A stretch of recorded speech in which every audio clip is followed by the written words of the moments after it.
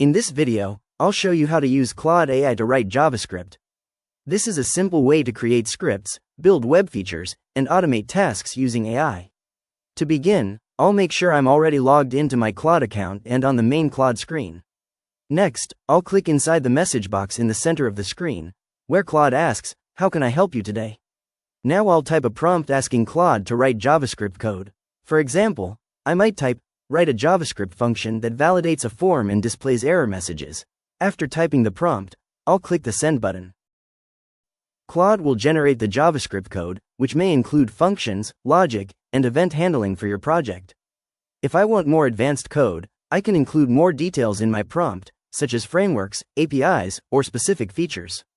For example, I might type, "Write a JavaScript app using React that fetches data from an API and displays it in a table."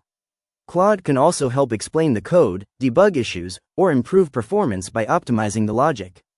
Once the JavaScript code is ready, I can copy or download the content and use it in my project. After that, I can run the code in my browser or development environment to test it. And that's it. I've successfully used Claude AI to write JavaScript code. If you found this tutorial helpful, please consider liking the video and subscribing for more quick AI tutorials and guides.